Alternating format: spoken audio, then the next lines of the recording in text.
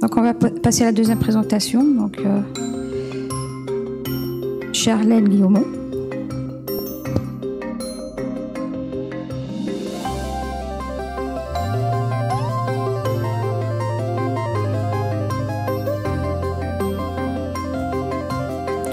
Donc pour l'information, Charlène a emporté le prix du meilleur poster l'an dernier. Elle a fait des études en biologie marine. Elle a fait une thèse en modélisation écologique appliquée au domaine marin. Et aujourd'hui, elle va nous parler des vagues de données océans, de découvertes, quand l'IA part à la conquête du monde marin. Merci. Merci.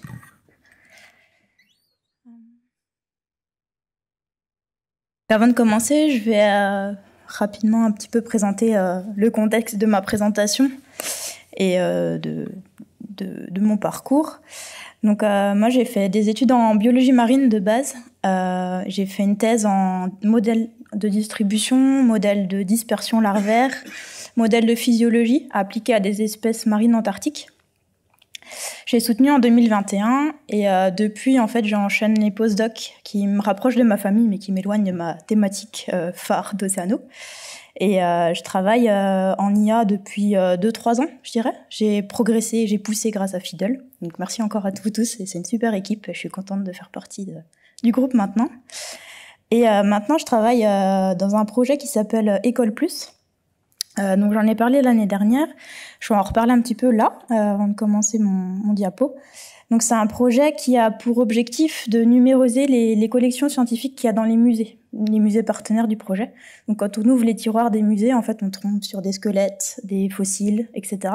Et les chercheurs, en fait, se déplacent d'un pays à l'autre pour aller mesurer, rechercher des informations sur ces squelettes.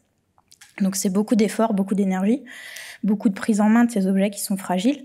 Donc en fait, le projet a pour objectif de les numériser en 3D et de faire une banque de données numériques accessible open source internationalement. Et au sein de ce projet, donc il y a un bloc développement intelligence artificielle dans lequel mon contrat s'inscrit. Et moi, en fait, ce que j'ai fait là ces derniers temps, vous voyez les petits points rouges sur le squelette. En fait, ce sont ce qu'on appelle des points landmarks, c'est des points repères. Donc par exemple, là, c'est un crâne de souris, mais si on veut comparer notre crâne de souris à un crâne de lapin, on doit poser les points toujours au même endroit pour mesurer les différences entre les espèces. Si je veux comparer deux souris au nord et au sud de la France, je vais voir avec finesse en fait les différences de taille entre ces deux individus. Donc il faut être très très bon, il faut être expert en fait, il faut connaître l'anatomie de l'individu pour poser les points de manière très précise. Il faut être très bon dans la répétition. Donc tout ça, quand on a là, j'ai 55 points, 500 individus, vous doutez bien que ça prend beaucoup de temps et que ça induit beaucoup d'erreurs. Donc l'intelligence artificielle fait bien son job. Et là, je suis en train de finir la publication à ce sujet. On montre qu'on arrive à gagner vraiment en finesse de calcul sur ces méthodes-là. Donc ça, c'est tout ce que j'ai présenté l'année dernière sur un poster et une présentation flash. Comme on a dit, Dalila, c'est ce qui m'a valu le prix du meilleur poster l'an passé et ce qui m'a valu le droit de vous faire une présentation aujourd'hui. Donc j'ai pas les épaules assez larges pour vous apprendre plein de trucs sur le deep learning, mais je pense que je vais vous emmener voyager un petit peu en Océano cet après-midi avant qu'on termine les présentations scientifiques. Donc là, pour le coup, je suis sûre de vous apprendre des trucs. J'espère vous intéresser et vous n'hésitez pas si vous avez des questions à la suite. C'est parti. Donc les océans, ça représente 70% de la surface de notre planète. C'est un rôle énorme pour tout, pour le climat, pour la biodiversité, pour l'économie. C'est le sanctuaire de plein de belles choses au niveau de la diversité. C'est profond, ça peut être froid, ça peut être chaud, c'est dynamique. Et surtout, c'est très très mal compris encore. Il y a beaucoup d'endroits qu'on n'a pas explorés dans tous les océans. Une autre manière de le représenter, c'est ça. Je ne sais pas si vous connaissez, ça s'appelle la circulation thermohaline, ou conveyor belt en anglais, donc le tapis roulant océanique. Donc en fait, comment ça se passe? Donc on a des courants de fond qui se baladent comme ça un petit peu sur Terre, qui se déroulent en fonction des fonds marins et en fonction des forces. Donc Coriolis, vous en avez tous entendu parler, quand on est petit, ça tourne dans un sens ou dans un autre dans la baignoire quand on tire le bouchon. Et Tout ça, en fait, ça se met en mouvement tout le temps et ça dépend aussi des masses d'eau, de la densité, des températures, etc., qui vont influencer. Si les eaux, en fait, ici en rouge, ce sont des eaux en fait de surface et qui vont plonger dans les zones jaunes et ils vont se retrouver dans les eaux de fond et ça va repartir, ça va remonter, ça va revenir en surface. On dit qu'une goutte d'eau, en fait, qui va plonger un moment dans un espace jaune, elle va mettre 1000 ans pour revenir à l'endroit. Donc c'est un cycle comme ça qui fonctionne et qui dynamise nos océans. L'océan, c'est aussi le sanctuaire du plancton, donc qui peut être très petit, du microscopique jusqu'à des colonies de plancton qui peuvent atteindre jusqu'à 40 mètres de long. Et ce plancton-là, il a un rôle très très très important. Ça produit 50% de l'oxygène qu'on respire, parce que en fait, ça va émettre de l'oxygène quand ça va faire la photosynthèse. Et également, ça va puiser le CO2 de notre atmosphère, donc ça va puiser jusqu'à 50% aussi des émissions de CO2 qu'on émet dans l'atmosphère. Et ça va être séquestré de manière durable, puisqu'en fait, le phyto va être mangé par le zooplancton, va être mangé, etc., et ça va se dégrader, et ça va produire du carbone séquestré de manière fossile, qui va former le pétrole, jusqu'à ce qu'on pète tout ça, puis que ça revienne après dans l'atmosphère. Le plancton, le phyto en particulier, c'est des biomasses colossales. En fait, quand on a des efflorescences de phytoplancton dans les périodes printanières, on voit en fait ce qui se passe depuis l'espace, tellement c'est des biomasses et des biomasses colossales. Donc c'est pas négligeable en fait tout ce qui se passe à l'échelle de l'océan. L'océan, c'est aussi le moteur de notre climat. C'est ça qui va mettre en joug tous les vents, les cellules atmosphériques. Donc là, sur ce schéma, en fait, au niveau de l'équateur, on a les masses d'air qui vont remonter dans l'atmosphère. Elles vont être déformées et déplacées au niveau des pôles, des équateurs et des pôles, avec les forces de Coriolis d'un côté ou de l'autre selon l'équateur. Et ça va former comme ça des cellules atmosphériques qui tournent, qui vont mettre en exergue tous les vents de surface, donc les alizés, les vents d'ouest, les vents d'est. Et ces vents, en fait, vont mettre à leur tour en mouvement les surfaces de l'eau, en fait. Et c'est ça qui va former, en fait, les courants océaniques, et les gyres, en fait, océaniques, donc ce qu'on a ici. Et un des courants les plus connus qu'on a dans le coin, c'est le Gulf Stream, qui est au niveau, qui est celui qui repart comme ça jusqu'à la côte atlantique. Et la dernière petite partie que je voulais vous parler, c'est ici les phénomènes couplage océan-atmosphère qui ont une influence mondiale, en fait. Comment ça se passe ? C'est un phénomène qui est naturel, en fait. El Niño, ça veut dire l'enfant en espagnol. Et le pays qui est le plus impacté, en fait, c'est le Pérou. Et on appelle ça El Niño parce que ça a lieu souvent au mois de décembre, donc période de l'enfant de Noël. Et ce qui se passe, c'est que naturellement, en fait, les alizés, donc les vents que je vous ai montrés tout à l'heure, ils s'affaiblissent. Et ce qui fait que les cellules atmosphériques, certaines cellules atmosphériques sont décalées. Ce qui fait qu'au niveau de l'Australie, on va se retrouver avec des périodes de grandes sécheresses et de feu. On va avoir aux États-Unis des grosses périodes de pluie intense. Et au niveau des courants marins, il y a tout qui est décalé aussi. Donc, ce qui fait qu'au lieu d'avoir un courant de fond, en fait, qui va remonter sur la côte péruvienne, donc ce qu'on appelle un upwelling, c'est un courant marin froid et chargé en nutriments, remonte sur le long des côtes.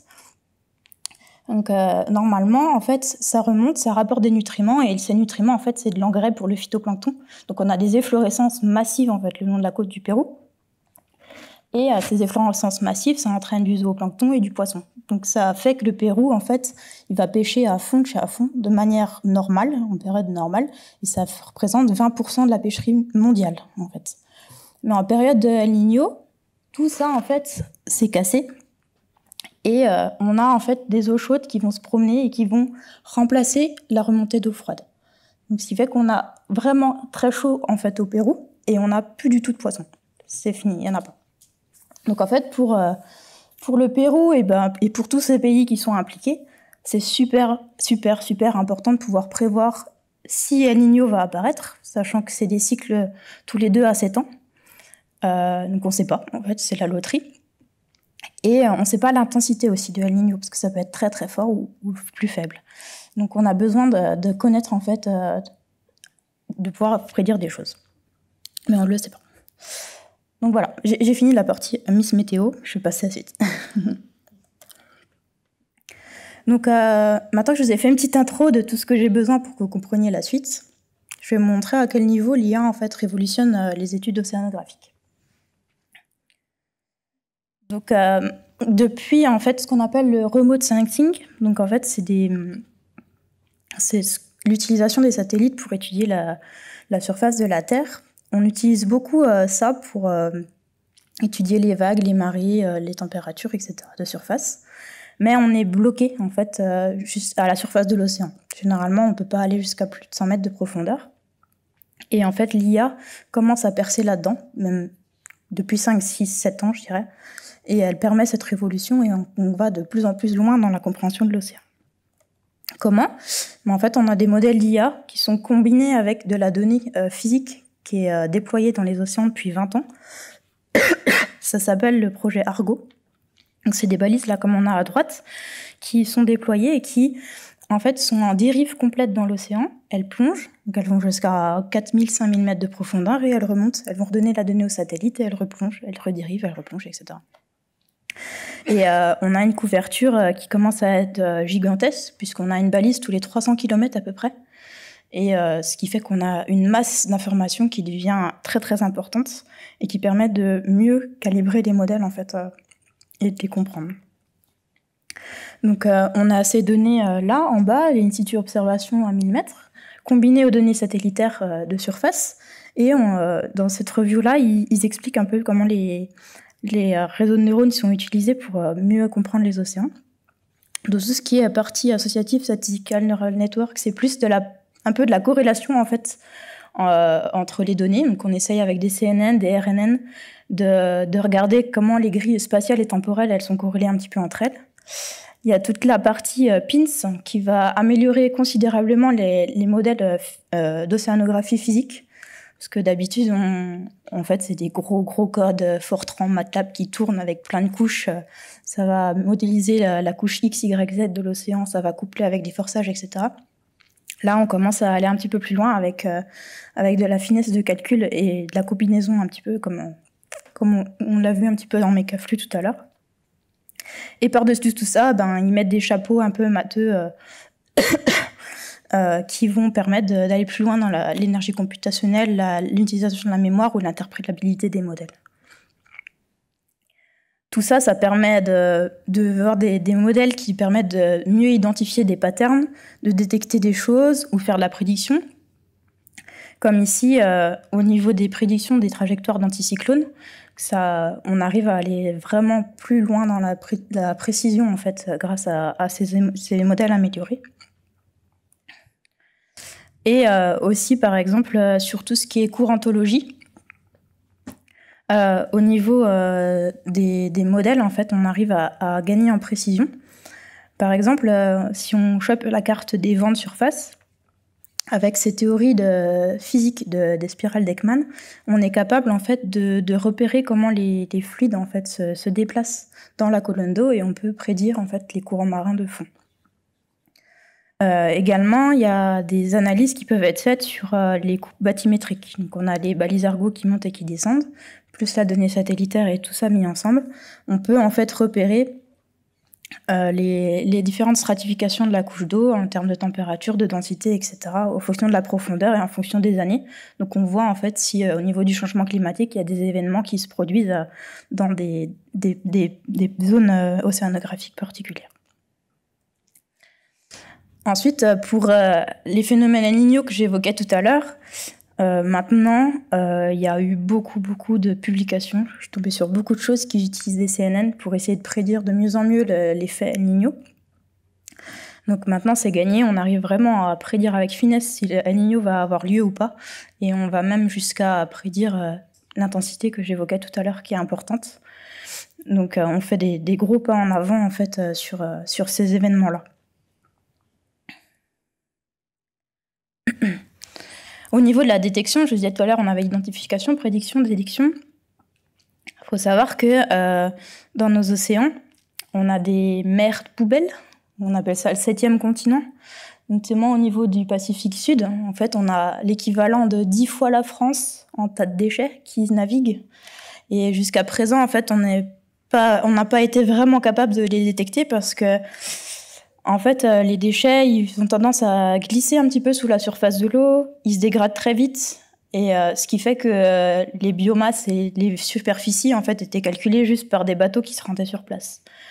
Il y a de plus en plus d'ONG, en fait, qui vont sur place pour essayer de collecter, mais il n'y a pas vraiment de solution parce que c'est des zones qui appartiennent pas vraiment à personne. Et puis, l'organisation qui va sur place, elle a besoin de beaucoup d'argent pour travailler. Donc là, de plus en plus, on commence à détecter et à cartographier grâce à l'IA et aux améliorations, en fait, au niveau satellitaire, la masse et le volume de travail à faire pour pouvoir réduire tout ça. Mais on n'a encore pas sorti de là-dedans. Enfin bref, vous l'aurez compris, en fait, dans cette partie, première petite partie, on a un océan maintenant qui est complètement connecté. On récupère de la donnée de partout et on commence de plus en plus, en fait, à comprendre ce qui se passe.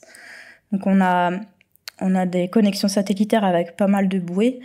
On a des trackers qui sont mis sur les animaux. Ça existe depuis 15 ans, mais c'est de plus en plus amélioré, en fait, grâce à la domotique qui tourne derrière. Et il faut vous dire que même des organisations comme Sea Shepherd, maintenant, ils utilisent l'IA. Je suis tombée sur des articles où ils expliquaient qu'ils avaient embarqué dans leur radar des algos qui étaient capables de soit comprendre l'acoustique, donc le bruit des moteurs de bateaux de pêche qui traquaient. Au niveau des images aussi, ils sont capables de repérer à distance la forme du bateau et l'IA de classer, de dire voilà, c'est celui-là que tu cherches. Il y a aussi au niveau du mouvement du bateau, le comportement, etc. Donc même si Shepherd utilise de l'IA. Et je suis tombée aussi sur des organisations comme Global Fishing Watch qui commencent en fait à mettre le pas un petit peu là-dedans et à utiliser l'IA pour de la conservation ou de la politique, dans le sens où ils sont capables, grâce aux satellites, en fait, de détecter le trafic routier des bateaux de pêcherie, etc., et de faire des cartographies, en fait, de surpêche ou de pêcherie et de surpêche pour alarmer un petit peu les politiques en disant voilà, là il y a un peu trop de quotas de pêche, etc. Ils vont aussi jusqu'à dans le détail pour repérer les marées noires et ils peuvent même aller zoomer jusqu'à l'état des récifs coralliens pour essayer un peu plus de cartographier ce qui se passe et aller dans le sens de la conservation. J'allais pas faire une présentation sans parler un petit peu de robotique, même si on commence à s'en mêler un petit peu entre l'IA et la domotique.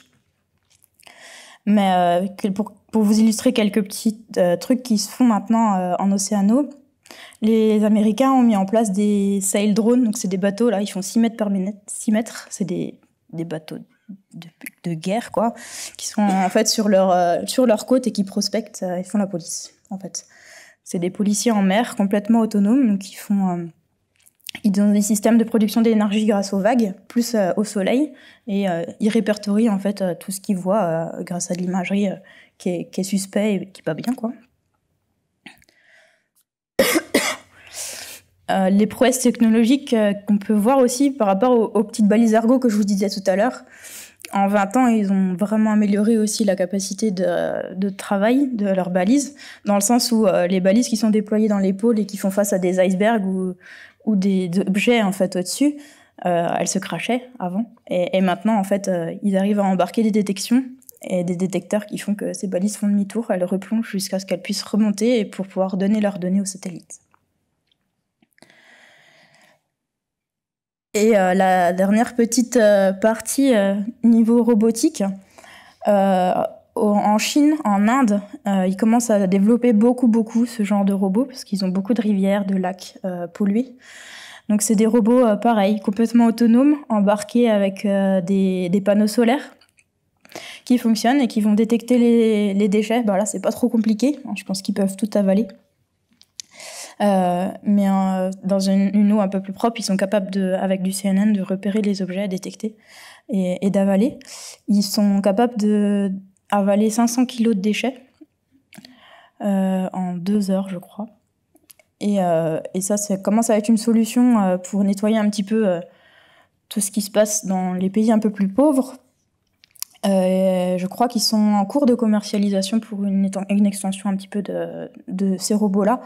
Et j'ai vu une dizaine de marques et de profils différents de ces robots. Donc c'est vraiment un gros développement également. Et vous n'allez pas croire que je vais vous lâcher sans vous parler de bio. C'est mon cœur de formation de base, même si j'aimais tout le reste, mais la bio en particulier.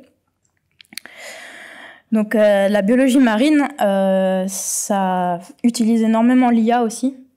C'est du travail de fourmi, la biomarine. Faut vous dire que là, une image, je veux dire, c'est facile en fait de répertorier ce qui se passe, mais en vrai, dans la vraie vie d'un biologiste marin, c'est mettre son matériel de plongée, aller sous l'eau avec sa combi, prendre des photos par quadra, avec le quadra, le tether qui a la corde qui nous ramène au bateau, machin, truc bidule, et puis on prend des photos, et puis après en surface, on prend une armée de stagiaires qui vont essayer de compter combien il y a d'anémones, allez, jour 2, jour 3, jour 4, et puis à la fin, peut-être 3 mois, 4 mois après, on peut faire des stats pour se rendre compte de qu'est-ce qui a colonisé le plus vite ce milieu, est-ce que d'une année à l'autre, le changement climatique, il a eu un impact, etc. Il y a beaucoup de problématiques. Maintenant, on a des petits ROV, donc c'est des petits robots télécommandés, comme ça, qu'on jette à l'eau, on fait tout, ça prend des vidéos, et puis après on lance un logiciel d'IA et ça fait toc, toc, toc, toc, ça repère tout. Puis 2 semaines après la mission, on peut faire des stats, quoi. Donc ça révolutionne pas mal les choses en bio. En parc aquacole aussi. Donc en parc aquacole, il faut vous dire que c'est pareil. Quand on se demande si le saumon il a la bonne biomasse pour être vendu, la bonne taille, faut prendre les saumons un par un, les mesurer, et puis après on les envoie ou pas. Là, ils mettent en place des systèmes de caméras en fait qui tournent dans le parc. Et de la même manière, on a une détection, on a une évaluation de la taille, et après avec des relations allométriques, on fait la relation taille-poids. Et en fait, on est capable de savoir si notre parc il est mature ou pas, parce que tous les saumons sont élevés un petit peu au même moment. On se rend compte un peu plus vite. C'est du clic-bouton maintenant, en fait. Donc ça va bien plus loin. Et je suis un petit peu courte en temps, mais c'est pas grave, ça fera de la place pour les questions et pour la pause et tout. Donc je voulais conclure en vous montrant des photos de flabeline et de nudibranche, parce que faut pas que vous partiez de ce colloque sans connaître c'est quoi un nudibranche. Donc non, c'était juste le petit sourire de la fin de la présentation. Donc c'est vraiment des jolies bêtes. C'est pas très gros, ça fait 2 cm.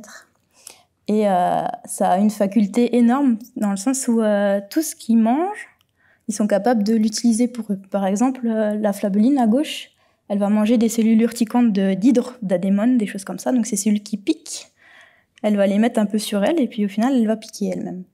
Donc c'est pour ça qu'elles ont des couleurs vives, parce qu'elles sont toutes toxiques. Et la petite à verte en bas, là, c'est la plus impressionnante. Elle va manger des petits chloroplastes. Donc c'est des petites cellules qui font la photosynthèse. Et après, elle va avoir sa bouche qui va s'atrophier. Puis elle va être capable de faire elle-même la photosynthèse. Donc elle va plus du tout manger, elle va juste faire de la photosynthèse le reste de sa vie. Voilà, c'est tout. Merci de votre attention.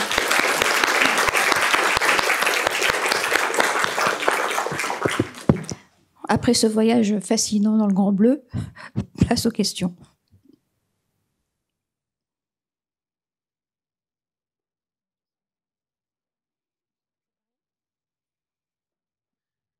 Et en termes de reconnaissance d'image, dans cette dernière partie de la présentation, quand les robots vont prendre des films, est-ce qu'il y a des défis en termes de, justement, des biais, des erreurs?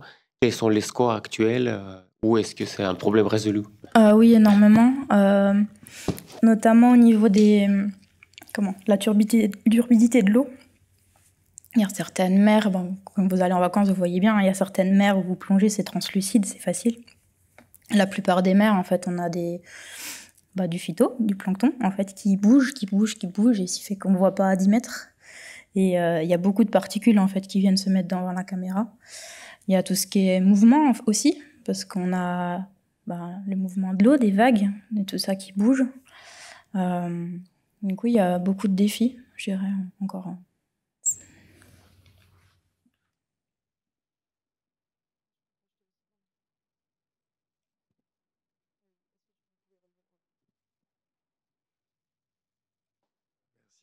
Merci. Ouais, pour rebondir un peu sur cette question, j'avais un peu la même, mais plutôt sur vous, parce que tu disais du coup 2 semaines après avoir envoyé le petit robot, on fait des stats. Mais ces stats, du coup, elles sont basées sur des CNN qui ont détecté un certain nombre d'espèces sur des images qui peuvent être de plus ou moins bonne qualité. Vous, derrière, dans vos stats, comment vous prenez ça en compte en termes d'incertitude sur les résultats que vous avez? Ouais, je parle que quand on a un modèle calibré. Hein. Ce qui commence de plus en plus, il y a des grosses bases de données sur les étoiles de mer, par exemple, qui existent. Donc on a vraiment des milliers d'images d'étoiles de mer à noter. On est capable de reconnaître l'étoile de mer avec un modèle pré-entraîné, du coup, maintenant. Donc je parle sans calibrer un modèle de deep learning, on est capable de faire ça dans le sens où quand le modèle il est présent, ça va vraiment plus vite que d'analyser les images à la main, quoi. Mais oui, il y a beaucoup encore à faire en termes d'annotation d'images. C'est encore un milieu qui est assez pauvre, en fait. Ça nécessite beaucoup de travail, beaucoup de reconnaissance. Il y a des espèces qui sont plus ou moins petites, donc ça dépend aussi sur la thématique sur laquelle on travaille. Il y a de plus en plus de choses qui sont faites sur le plancton. C'est un peu des genres de scanners, en fait, où on va vider de l'eau sur la surface du scanner. Ça fait tut. Et puis, en fait, ça va automatiquement créer des vignettes de tout ce qu'il y a eu dans la poche d'eau. Et ça va classer automatiquement. Donc, en fait, au lieu de passer des heures sous un microscope à compter ce qu'on voit comme plancton, en fait, on a ce genre d'outils maintenant qui existent. Donc ça accélère beaucoup. C'était peut-être une illustration de ce que je disais tout à l'heure, entre 6 mois et 3 semaines, mais c'est pour vous illustrer que ça va vraiment plus vite maintenant, quoi. Moi, j'ai juste une question dans le chat, mais tu n'as peut-être pas forcément la réponse, mais il demande s'il existe des modèles d'IA qui prennent en compte les interactions entre les plastiques dans les océans et les espèces marines. En IA, je ne sais pas. Oh, voilà. Les interactions on appellera la personne IA, à chercher. ça dépend ce qu'ils veulent comme interaction. Enfin... Il y a beaucoup d'études. Ouais. J'ai même lu des choses où il y avait des chercheurs qui s'opposaient au fait qu'on enlève les pollutions de plastique que je vous montrais là au Pacifique, parce que en fait ça dérègle complètement les réseaux trophiques. Il y a un nouveau réseau trophique qui se forme, une nouvelle chaîne alimentaire au milieu de tout ça, et c'est complètement exceptionnel. Et voilà, le genre de discours des gens, il faut surtout pas toucher à ça parce qu'on est en train de créer des choses exceptionnelles sur Terre. Donc il y a des gros débats en plus là-dessus. Et au niveau des interactions plastiques et individus, forcément, en lien avec ça, il y a des choses qui sont faites par les chercheurs. Mais après, en répondant à la question, je sais pas. Une dernière question? Bon. Merci beaucoup, Charlène, pour cette présentation.